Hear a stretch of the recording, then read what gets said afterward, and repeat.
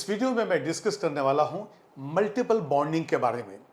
देखिए, जब दो एटम के बीच में दो इलेक्ट्रॉन का शेयरिंग होता है तो यह सिंगल कोवेलेंट बॉन्ड होता है।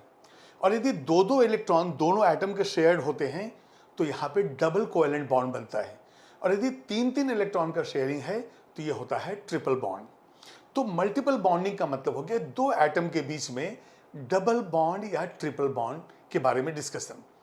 तो अब फिफ्थ ए ग्रुप के अंदर आप देखिए कि जो वैलेंस इलेक्ट्रॉन्स हैं वो कितने हैं? 5। और 5 वैलेंस इलेक्ट्रॉन की वजह से each atom will try to get the nearest inert gas by sharing with the 3 electrons. तो 5 इनके खुद के हैं और यदि 3 इलेक्ट्रॉन और कहीं से आ जाए तो ये 8 हो जाता है। अब नाइट्रोजन में जो है हम देखते हैं कि डी ऑर्बिटल है नहीं, नाइट्रोजन छोटा है। और इस छोटे नाइट्रोजन में जब इलेक्ट्रोनेगेटिविटी और बहुत ज़्यादा है, देखिए फ्लोरीन, ऑक्सीजन, उसके बाद नाइट्रोजन आता है, तो नाइट्रोजन का एटॉमिक रेडियस बहुत कम हो गया और इलेक्ट्रोनेगेटिविटी बहुत हाई हो गया। तब जब नाइट्रोजन के अंदर जब नाइट्रोजन मॉलिक्यूल हम लेते हैं तो वहाँ देखते हैं कि एक ट्रिपल बॉन्ड बनता है, मतलब एक सिग्मा और 2 पाई बॉन्ड बनता है।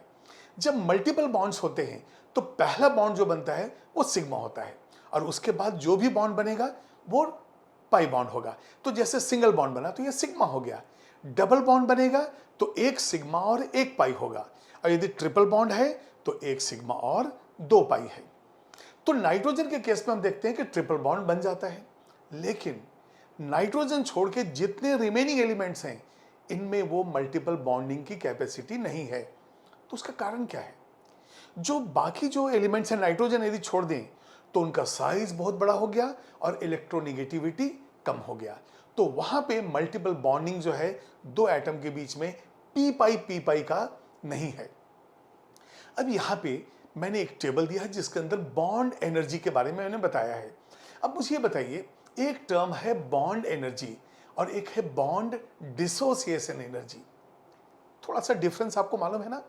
यदि हम डाई एटॉमिक मॉलिक्यूल लेते हैं तो जो एनर्जी रिक्वायर्ड है ब्रेक के लिए सेम एनर्जी रिलीज होगा यदि 1 मोल ऑफ जो बॉन्ड बनेगा। मतलब ब्रेक करने के लिए एनर्जी जितना चाहिए उतना ही एनर्जी रिलीज होगा जब 1 mole of such bonds will be formed.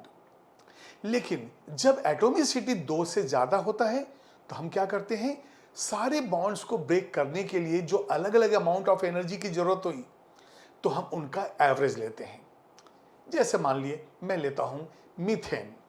Methane में CH वाले कितने बॉन्ड्स हैं? 4। CH CH CH CH 4 bond हैं। अब ये 4 बॉन्ड को यदि आपको ब्रेक करना है तो पहला बॉन्ड आप ब्रेक कर रहे हैं CH4 से, कुछ अमाउंट ऑफ एनर्जी जो भी है वो यूज हुआ। लेकिन जब आप दूसरा बॉन्ड ब्रेक करेंगे तो उसमें CH4 नहीं रहा, यह है अब CH3। यहां पे एनर्जी अलग होगा। अब तीसरा बॉन्ड जो आप ब्रेक करेंगे CH2 से, ये भी वैल्यू अलग होगा। और चौथा बॉन्ड आप ब्रेक करेंगे CH से। तो आपने देखा कि CH4 से 4 हाइड्रोजन और कार्बन के बीच का जो बॉन्ड है उसको ब्रेक करने के लिए अलग अलग अमाउंट ऑफ एनर्जी की जरूरत हुई। मान लीजिए अमाउंट ऑफ एनर्जी मैं लेता हूं ABCD, अमाउंट सब अलग अलग है। तो अब एवरेज वैल्यू यदि लें A+B+C+D डिवाइडेड बाय 4, तो एवरेज वैल्यू जो है वो कहलाता है बॉन्ड डिसोसिएशन एनर्जी। तो बॉन्ड एनर्जी जो है जनरली हम डायटोमिक मॉलिक्यूल के लिए लेते हैं और जब एटॉमिसिटी 2 से ज्यादा है तो वहां पे बॉन्ड डिसोसिएशन एनर्जी। लेकिन यहां पे आप बॉन्ड एनर्जी भी लीजिए, बॉन्ड डिसोसिएशन भी लीजिए, काम चल जाएगा, उसमें कोई प्रॉब्लम नहीं है। अब यहां पे हम देखते हैं कि NN, इनके बीच तो मल्टीपल बॉन्ड है और आपको मालूम है कि नाइट्रोजन जो इनर्ट है वो इसी ट्रिपल बॉन्ड की वजह से है, क्योंकि नाइट्रोजन जो ट्रिपल बॉन्ड है ये बॉन्ड डिसोसिएशन एनर्जी बहुत ज्यादा है, तो न तो इतना एनर्जी इजीली मिलेगा और ना ही N2 ब्रेक होगा। अब देखिए एटमॉस्फेयर के अंदर नाइट्रोजन एंड ऑक्सीजन के बीच में कॉम्बिनेशन ऐसे ही नहीं हो जाता है। जब लाइटनिंग होता है, जब टेम्परेचर बहुत ज्यादा होता है तब जाके जो है नाइट्रिक ऑक्साइड बनता है। तो नाइट्रोजन एंड ऑक्सीजन के कॉम्बिनेशन के लिए कम से कम 2000 डिग्री सेल्सियस टेम्परेचर तो चाहिए ही। तो नाइट्रोजन के केस में स्मॉलर साइज, हायर इलेक्ट्रोनेगेटिविटी की वजह से मल्टीपल बॉन्ड पॉसिबल है। बाकी एलिमेंट्स में बॉन्ड एनर्जी वहां जो है कम है और इसका इलेक्ट्रोनेगेटिविटी भी कम है, इसलिए वहां पे मल्टीपल बॉन्ड के चांसेस कम है। और यदि वो एलिमेंट किसी अदर एलिमेंट के साथ यदि बॉन्ड बनाते हैं, जैसे फॉस्फेट आयन है, तो वहां पे बॉन्ड पी एंड ओ के बीच में है, तो वहां पे जो बॉन्ड है पाई बॉन्ड, वो पी पाई बॉन्ड नहीं है, पी ऑर्बिटल के ओवरलैपिंग से नहीं है, बल्कि वहां पे पी पाई है। तो ये बिल्कुल आपको याद रखना है कि नाइट्रोजन जो है पी पाई बॉन्ड बना सकता है और बाकी जो है वो पी पाई बॉन्ड बनाते हैं, क्योंकि इलेक्ट्रोनेगेटिविटी कम है और वहां पे रेडियस बहुत ज्यादा है। अब यहाँ पे एक देखते नजर ले मारते हैं इस पे, जो बॉन्ड एनर्जी आपको दिख रहा है। देखिए सिंगल बॉन्ड ये हो गया।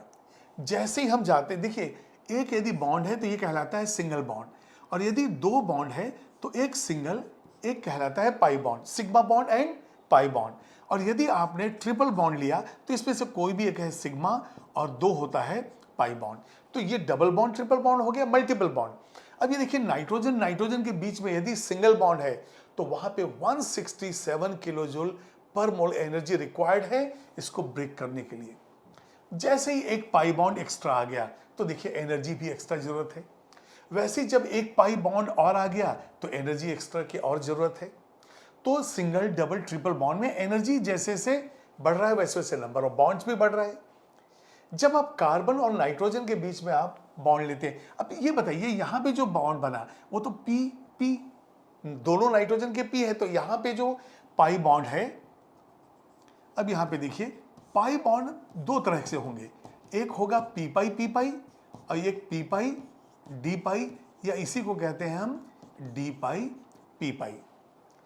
तो जो अलोंग द एक्सेस ओवरलैपिंग से बना वो सिग्मा है, और जो लैटरल या साइड वाइज ओवरलैपिंग से जो बॉन्ड बनेगा वो कहलाएगा पाई बॉन्ड। अब ये पाई बॉन्ड पी और डी, पी के बीच में हो सकता है, या पी और डी, या डी और पी जिसको भी कहेंगे हम। तो पाई भी दो तरह का होता है। तो यहां पे दोनों नाइट्रोजन के पी इलेक्ट्रॉन्स इन्वॉल्व है, इसलिए पी पाई बॉन्ड है। अब यहां पे देखिए नाइट्रोजन और कार्बन के बीच में जो है डबल बॉन्ड है। अब यहां जो है न तो कार्बन के पास डी है और ना ही नाइट्रोजन के पास है, तो यहां भी जो बॉन्ड बनेगा वो पी पाई बनेगा। जब नाइट्रोजन ऑक्सीजन लेंगे वो भी पी पाई है। और देखिए फास्फोरस और आर्सेनिक दोनों एटम के बीच का जो बॉन्ड एनर्जी है बहुत कम है, इसलिए वो जो है मल्टीपल बॉन्ड नहीं बना सकता है। लेकिन जब हम लेते हैं पी डबल बॉन्ड ओ तो देखिए 544 हो गया। तो ये जो बॉन्डिंग है यहाँ पे मल्टीपल बॉन्ड पी और दूसरे एलिमेंट के साथ बन सकता है। तो अब हम लोग कुछ एग्जाम्पल लेते हैं। एग्जाम्पल में एक ले लेते हैं POCl3, इसके बाद लेंगे हम PO4 3-। अब यहां पे देखिए फास्फोरस एंड ऑक्सीजन के बीच में जो है वो बॉन्ड हमें चेक करना है कि क्या होगा, और यहां पे PO4 3- में भी जो है बॉन्ड हमें चेक करना है। तो एक चीज बिल्कुल याद रखना है कि बॉन्ड एनर्जी, इलेक्ट्रोनेगेटिविटी, ये दो ऐसे फैक्टर हैं जो बता रहा है कि नाइट्रोजन तो मल्टीपल बॉन्ड दो एटम के बीच में बना लिया खुद ही के अपने नाइट्रोजन में, लेकिन फास्फोरस के केस में ऐसा नहीं हुआ। लेकिन फास्फोरस दूसरे एटम के साथ ये बना रहा है। ये देखिए PO4 3- यहाँ भी और यहाँ भी जो है बॉन्ड बना। तो अब मैं ये दो एग्जाम्पल लेकर आपको बताता हूँ इनमें हाइब्रिडाइजेशन क्या है और P एंड O के बीच में बॉन्डिंग जो हुआ वो किस तरह से हुआ। अब मल्टीपल बॉन्डिंग के लिए एक एग्जाम्पल लीजिए POCl3 जो है फॉस्फोरिल क्लोराइड।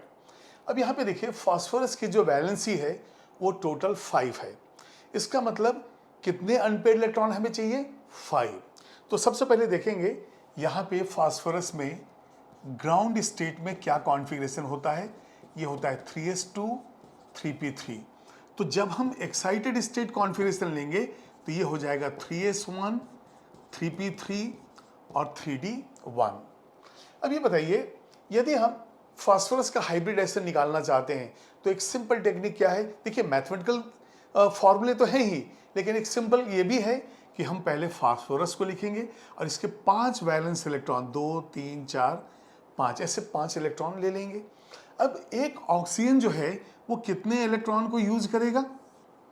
ये देखिए 2 इलेक्ट्रॉन को यूज करेगा, और इसके बाद जो 3 क्लोरीन है वो एक एक यूज करेंगे। तो इस तरह से हम देख रहे हैं कि टोटल कितने बॉन्ड्स हैं?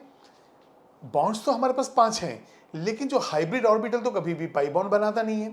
तो जितने एटम बॉन्डेड होंगे उतने सिग्मा बॉन्ड तो होने हैं। तो यहां पे हम लिखेंगे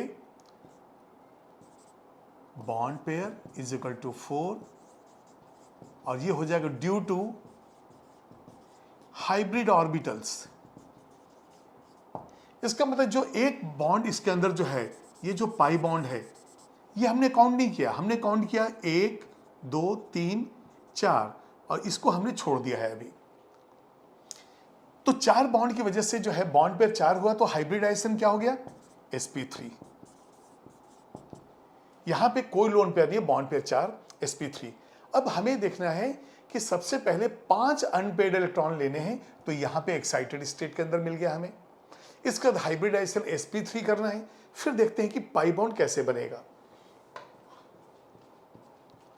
अब यहां पे ये देखिए s है, ये p, और ये हो गया d 5 ऑर्बिटल। अब नंबर ऑफ इलेक्ट्रॉन्स जो है वो डिस्ट्रीब्यूट कर देते हैं 1, और यहाँ पे p जो है, p में एक एक इलेक्ट्रॉन है, हुंस रूल के अनुसार तो सिंगली फील्ड ही रहेगा, और एक इलेक्ट्रॉन यहाँ है। तो total number of unpaired electrons are 5, so valency is 5। Valency तक तो हमें मिल गया इंफॉर्मेशन। अब हमें देखना है कि हाइब्रिडाइजेशन जो है ये हमारा sp3 आ रहा है, तो इसका मतलब हो गया कि एक s और ये तीनों p, तो ये हाइब्रिडाइजेशन हो गया sp3। अब हाइब्रिडाइजेशन तो एक्सप्लेन हो गया, उस d का क्या करें? तो यहां पे ये देखिए, ये d है, प्योर d बचा हुआ है, तो इसको लिखेंगे लेफ्ट फॉर पाई बॉन्डिंग। इसका मतलब हो गया फास्फोरस पाई बॉन्ड तो बनाएगा, लेकिन अपने d ऑर्बिटल को यूज करेगा। और ऑक्सीजन जब हम लेते हैं तो ऑक्सीजन के अंदर होता है p ऑर्बिटल। इसका मतलब जो है, जो p पाई d पाई बॉन्ड है वो p एंड o के बीच में है। तो अभी देखते हैं हम लोग, यदि मान लिए p हमने लिया और sp3 हाइब्रिडाइज है, तो यहां पे हमें 4 हाइब्रिड ऑर्बिटल जो बनाएंगे। ये जो ब्लैक कलर मैंने यूज किया है, ये सिग्मा बॉन्ड है हमारे पास, ये देखिए सिग्मा बॉन्ड, और hybrid orbital never forms pi bond, तो 4 सिग्मा हमने बना लिया, और 1 क्लोरीन 2 क्लोरीन 3 क्लोरीन हो गया। अब यहां जो ऑक्सीजन है, एक तो हाइब्रिड ऑर्बिटल बना लिया, लेकिन ऑक्सीजन को कितने बॉन्ड बनाने हैं? 2। तो एक जो ये है इलेक्ट्रॉन, उसकी वजह से ये बनेगा। अब ये देखिए इलेक्ट्रॉन्स कैसे कैसे हम ले रहे हैं, 1 2 3, और यहां पे चौथा और ये 5वां है। तो ये जो है, ये लेफ्ट फॉर पाई बॉन्ड, ये जो है पाई बॉन्ड, जो ये डबल बॉन्ड था, इसके अंदर ये पाई था, ये तो सिग्मा था हमारा। तो ये टेट्राहेड्रल हो गया, टेट्राहेड्रल हो गया 4 सिग्मा बाय, अब देखिए p का sp3 है और क्लोरीन का p ऑर्बिटल इन्वॉल्व है, 4 sigma bye sp3 dash p, sp3 इसका p इसका, ठीक है। अब इसके इलेक्ट्रॉन्स मैं रिप्रेजेंट नहीं किया हूं, तो ये तो अंडरस्टूड है कि इसके p और इसका जो है इलेक्ट्रॉन हाइब्रिड का ये हो गया। अब एक जो पाई बॉन्ड है 1 pi by p and d, therefore p pi d पाई, इसको ही हम कहेंगे p पाई d पाई बॉन्ड। तो ये p पाई d पाई बॉन्ड है, या फिर इसको कहते हैं d पाई p पाई।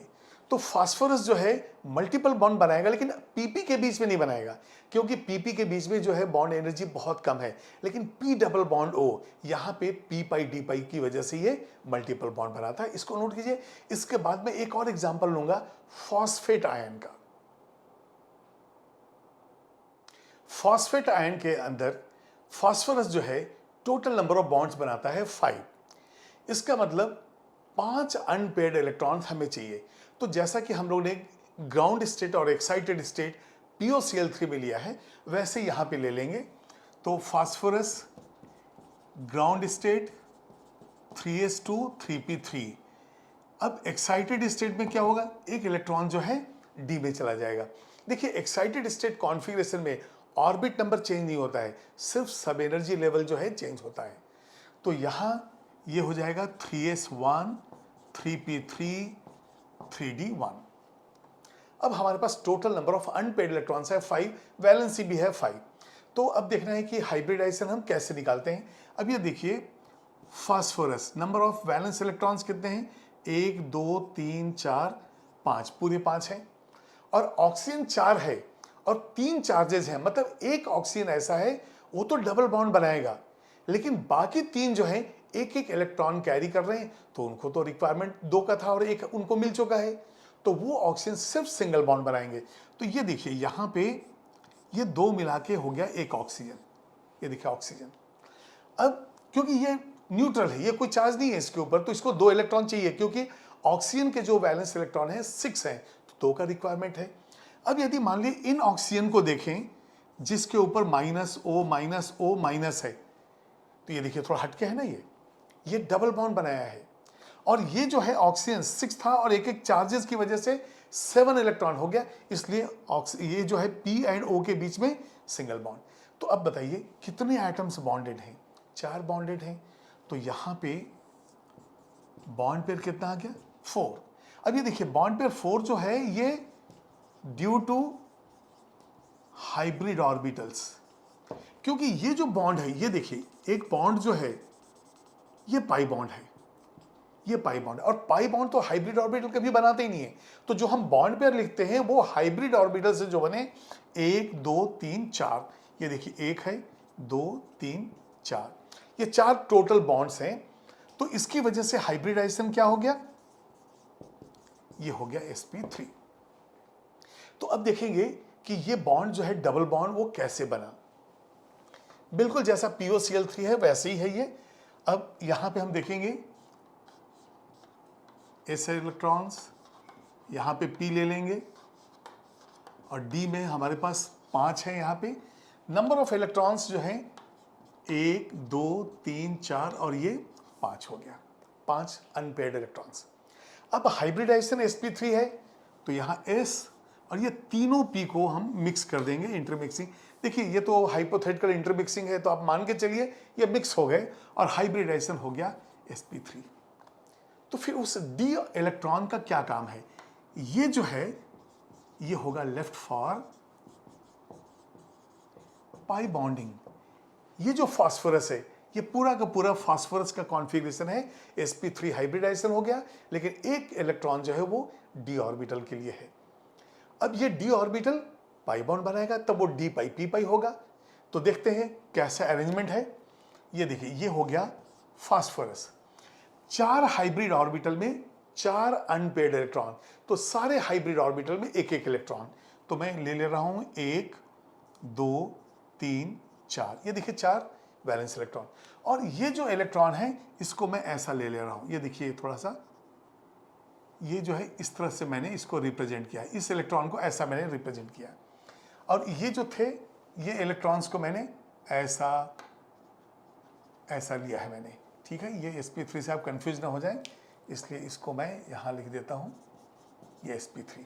तो ये जो डॉट्स हैं ये हाइब्रिड ऑर्बिटल के चारों इलेक्ट्रॉन हो गए। अब ऑक्सीजन जो है, ये देखिए ऑक्सीजन है 2 6, तो इसका मतलब हो गया 2s2 2p4। अब 2p4 है तो 6 वैलेंस इलेक्ट्रॉन है, तो इनको तो 2 ही चाहिए, लेकिन यदि कोई O माइनस है तो इसके पास होगा 2s2 2p5। तो 7 इलेक्ट्रॉन होने की वजह से O minus requires only 1 electron. इसका मतलब जिस ऑक्सीजन के ऊपर माइनस चार्ज हमने लिया वहां पे सिर्फ सिंगल बॉन्ड बनेगा। तो यदि मैं यहाँ पे O माइनस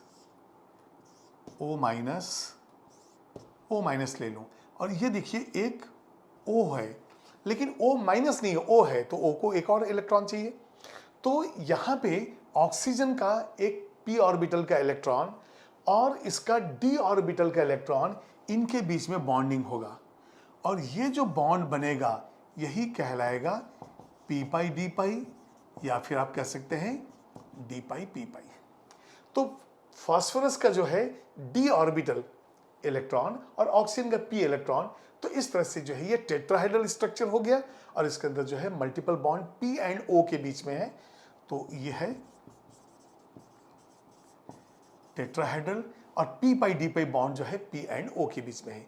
तो हमने देखा कि नाइट्रोजन के केस में नाइट्रोजन ट्रिपल बॉन्ड बनाता है और वहां पे दोनों बॉन्ड जो है पी पाई ही है, लेकिन यहां पे जो बॉन्ड बना है वो पी पाई डी पाई है। अब यहां पे वो नाइट्रोजन का जो स्ट्रक्चर है उसमें आप देख लीजिए, यहां एक सिग्मा है और 2 पाई है। एटॉमिक ऑर्बिटल ओवरलैपिंग है यहां पे। नाइट्रोजन में 3 वैलेंस इलेक्ट्रॉन और तीनों ही जो है यहां पे शेयरिंग हो गया। तो जब atomic orbital along the same axis है तो देखिए ये सिग्मा बॉन्ड हो गया, और ये 2 जो है लैटरल ओवरलैपिंग से पाई बॉन्ड बनेंगे, क्योंकि पी ऑर्बिटल जो है 90 डिग्री पे होता है। तो ये 2 टेट्राहेड्रल ऊपर के लिए और यहाँ पे p x p y p z, तो एक जो है अलोंग द सेम एक्सिस से सिग्मा बॉन्ड बनेगा और 2 जो है लैटरल ओवरलैपिंग से पाई बॉन्ड। तो यहाँ पे 1 सिग्मा एंड 2 पाई बॉन्ड है।